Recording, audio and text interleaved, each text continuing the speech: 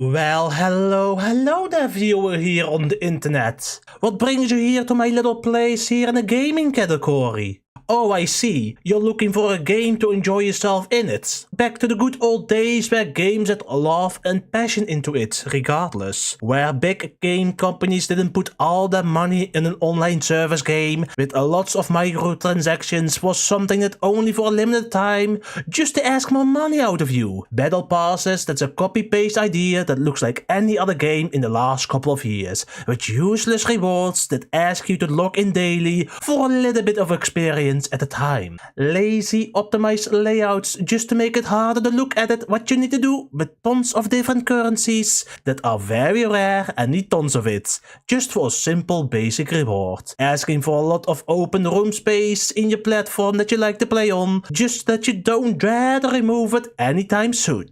With their monthly updates and even a first day big update on game launch. You may be wondering, what game am I talking about lately, well stranger? I lost count after the 10th game that did something like that lately in the gaming industry. No, viewer, let me tell you about a tale about a simple game made by a high company back in the day that was praised and were not afraid to try out new things, and even if it is a bit stale in some regards. A game that's an easy story to follow that tells about the tale of a Prince of Persia with the Sand of Time made by Ubisoft back in 2003. Sure, we can wait for the remake version of it that they have promised us. And yes, we can also talk about the original version of the classic tale of Prince of Persia in the 80s, but that's what we are not here for. Hello there, viewers. My name is Steeghs. Welcome here to my little gaming review that I like to talk about you all. Have a wonderful seat, have something to eat and drink, as I'm going to tell you about a tale, about the game, Prince of Persia, The Sands of Time.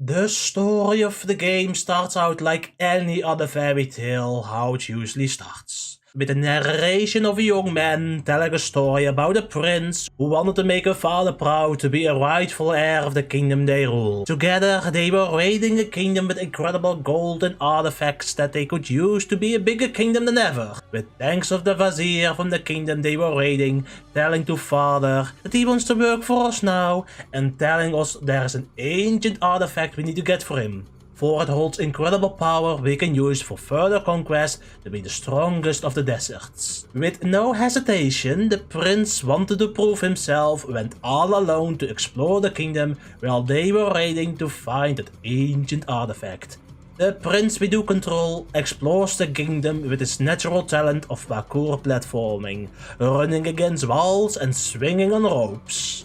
It still had to fight off some soldiers they were raiding, but with his natural talent of acrobatics, they would be easily slain as he runs up to them and slices them in half.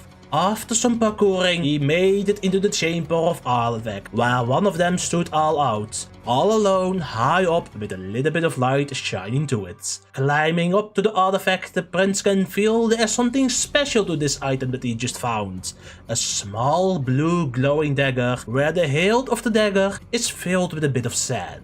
As soon as the prince picks it up, a boulder above is going to fall on top of the prince. Yet before it happens, the dagger activates its powers and the prince rewinds the time for a few seconds, so he could dodge the upcoming builder that was falling down. Thinking it was nothing, he gives the dagger to his father as an offering what he has done during the raid.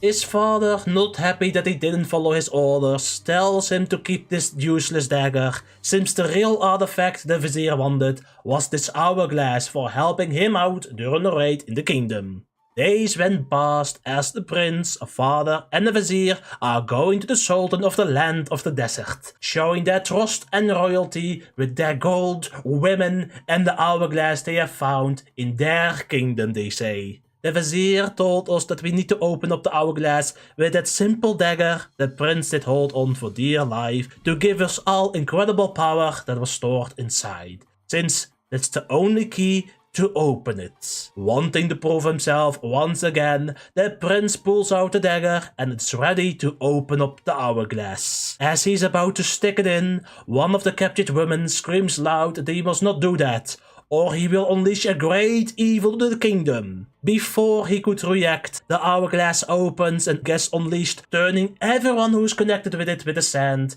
into zombies of the sand. As everyone is running away in fear, the vizier tells to the prince that's all his fault what he has done, asking for the dagger so that he can fix this mess and once and for all show them what a true man is. The prince in the panic does not know what the vizier is saying and runs off to escape with the dagger back in his hand. We see that every person in the kingdom is transformed into the zombie of the sand, where even if you manage to kill them off in self-defense, they will come back to life, unless you use the glowing dagger to steal the sand core, turning them into dust. Now, it's up to the prince, not knowing what is going on, how to use his parkour skills to the test, as he is going to explore a way to revert this all and prove what it means to be a man of the desert.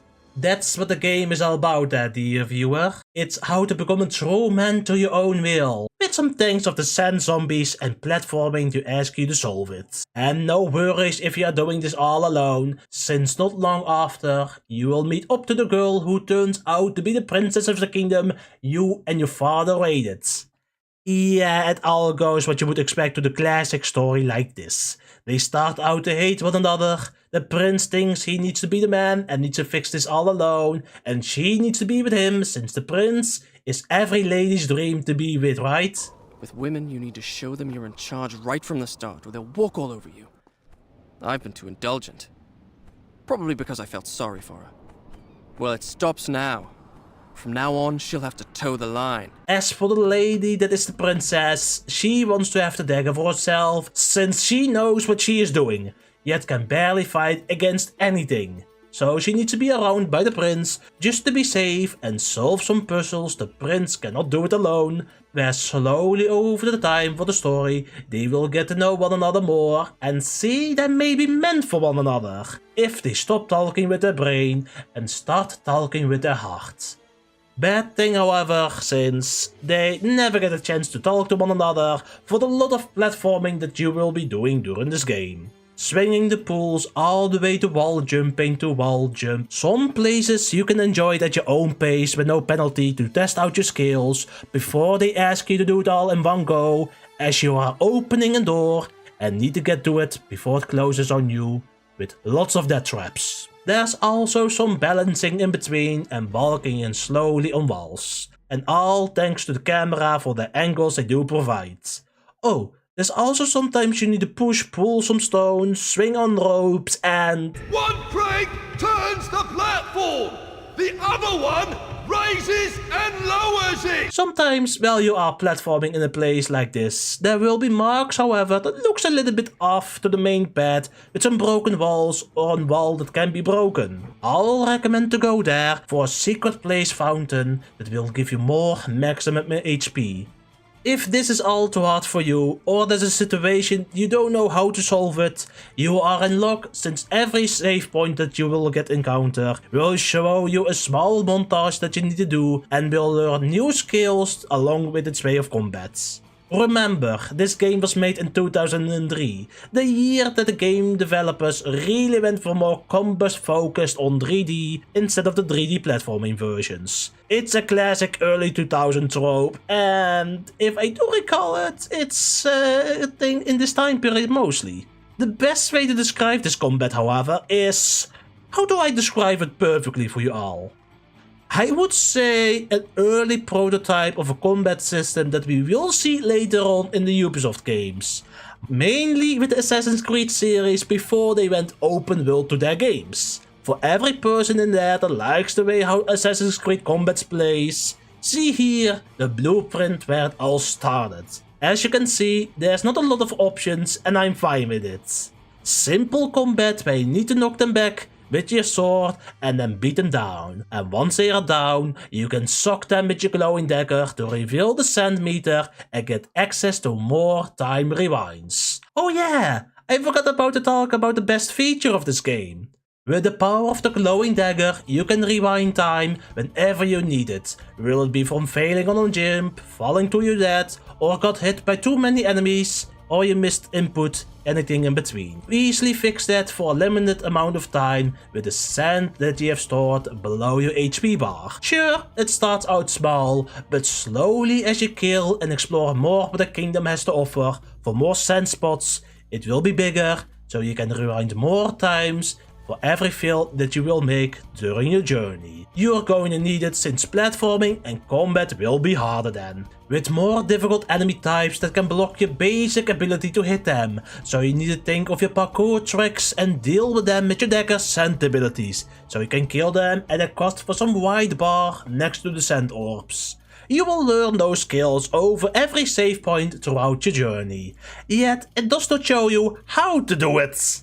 I think that has to do with the version that we are playing with this game, since I am playing the PC versions of all things. And if there's one thing that I'm not happy about this version of the game, it has to be the controls on it and the optimization for the PC. Still glad that we can still move around with the W, ASD buttons in here, but jump is the spacebar from all things and the actions that everything has to do is with the left and right mouse button. So there can be times that you want to do a jump only to activate the skill.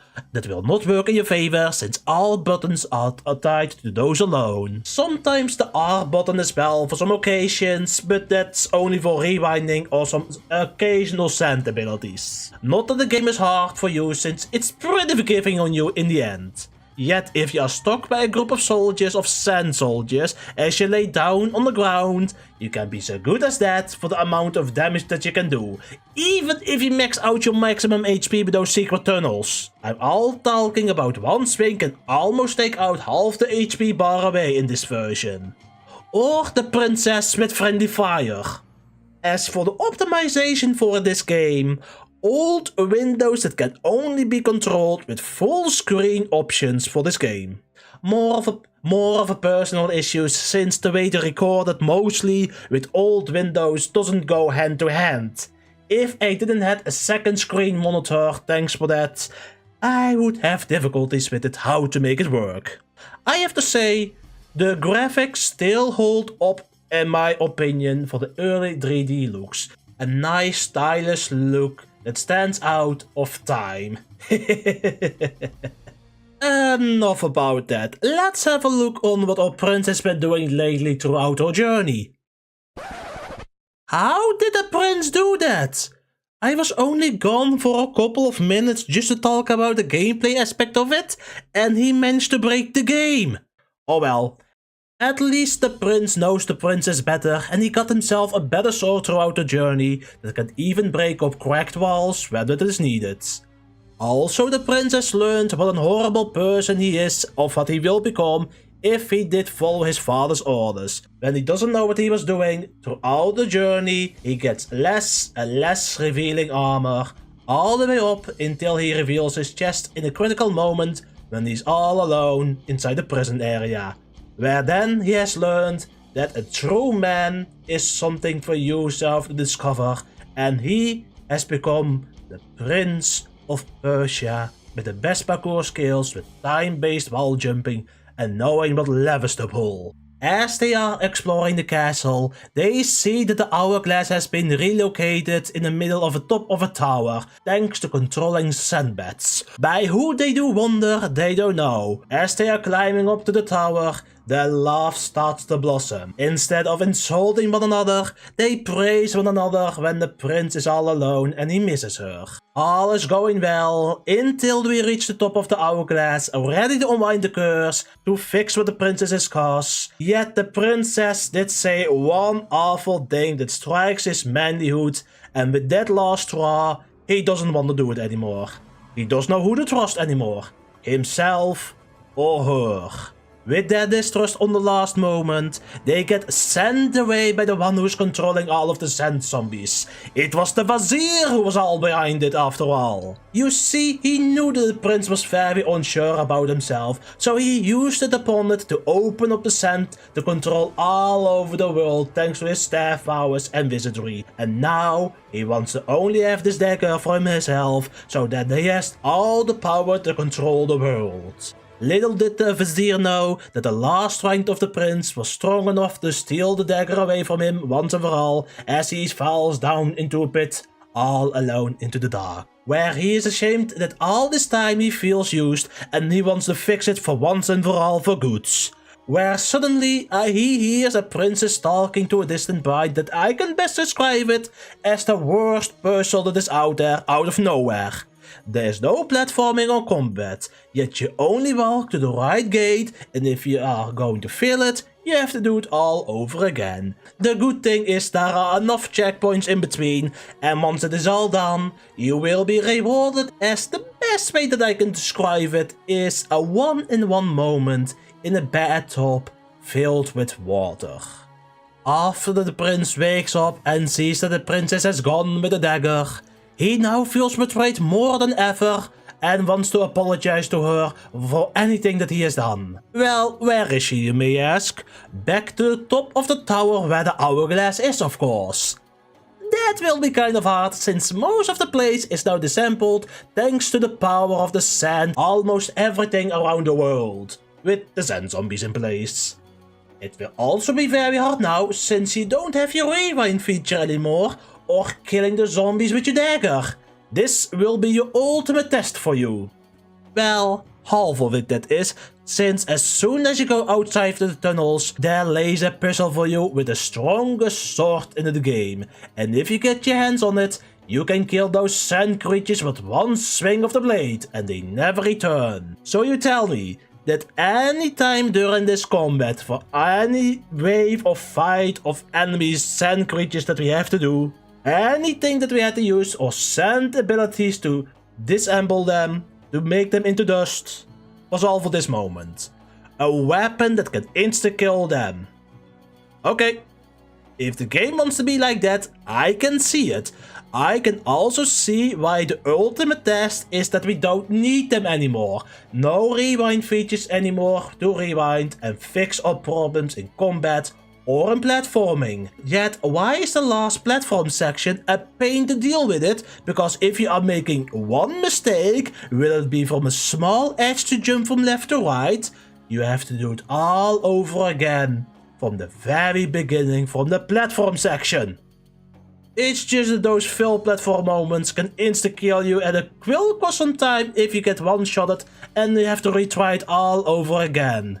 But after so many tries, we made it to the top and see that the princess is doing her best to fight all the sand zombies off, protecting the hourglass. It was too much for her as she gets pushed off a side, hanging on with dear life with a dagger in hand, almost falling to her demise. She's about to slip off with a dagger in hand. Without thinking, you reach out your arm and save her holding the blade part of the dagger as the princess is holding for dear life. But she knows what must be done to restore the land. She lets go of the dagger, killing herself with fall damage. Our prince, now in deep sadness, has no time to be sad, since we got the last remaining enemies that are a bunch of sand soldiers we need to defeat, with no more rewind stored inside the dagger. So it's going to be a risk. You can kill them off as quickly as possible with your blade. Yet if you are wide open and you will die, you have to do it all over again. Or you can play it safe, suck the sand zombies one more time and have some available recharges to rewind time for this encounter. Or cheese it what I did and restore some HP in combat. Once you deal the final blow, you get a forced save point where you see a vision that all the place you were is about to collapse. There's only one thing to do now, and that's to put it all back how before it all started inside the hourglass. And put an end to it all. The Vizier comes in one last time, asking you to join him, and together they can rule the world, they do say. But the prince shoves the dagger in with all the sand he has collected over the game and rewinds time all the way back before the game even started. Waking up at his camp with his dagger still in his hand on the night before they were a kingdom that he wanted to invade with his father, he is sneaked out and warned about the princess in her home, the same way how the story did begin at the start of the journey. So a nice twist to the player out here. All you've been playing along was to help the prince tell his story to the princess all along. You may have noticed it if you take a little bit of a break, saving the game, with breaking the fourth wall if you were dead, saying to the prince, no, this was not what was foretold. Let me rephrase it. After telling it to the princess what's been going on in this whole adventure, the vizier comes in and says, "You know too much, prince. Now I'm going to kill you and the princess and keep the dagger for myself." And now we have a final boss fight against the vizier. Not the best way to end it, since all he does is sending in some simple clones and that you just need to slap around with it. Sure, it is a nice homage to the classic Prince of Persia game in the 1980s, but the truth out there, it was a piece of cake. With the final blow against the vizier killing him for good, the prince asks for the princess to tell his father to keep the dagger safe. The princess believes him, and before they can say goodbye, the prince kisses her on the cheeks, where she wants none of it. One last time rewinding time, and just make sure that the prince doesn't do that, just gives the dagger to the princess, and he runs off. Back to the woods, ending the story of Prince of Persia. Ascend in time. You see that, dear viewer, even though this is not the best game of all, you can clearly see that back in the big company days, like Ubisoft, can make a one vulnerable time in single player adventures like this one. It may not be the best story, it may not be the best gameplay or platforming, but the ideas to rewind time and the scope of the game what really tells you about it is a timeless tale as old as sand. To the dear viewers out there who thinks games lately has been one giant mess by bigger companies that want to get every money out of you, I'll say dust off some old classic games that you've played back then you were little and try it out again. You will see that even back then there were games that will show you what games are made for. I'll recommend also to look on some smaller indie games as well, because they still carry the spirit and love what gaming was meant for. And that's all what I have to say, my dear viewers. That all said, we are closing this video for once and for you all. Thank you all so much for watching this wonderful time, and I hope to see you all again next time. Bye bye everyone. Bye bye.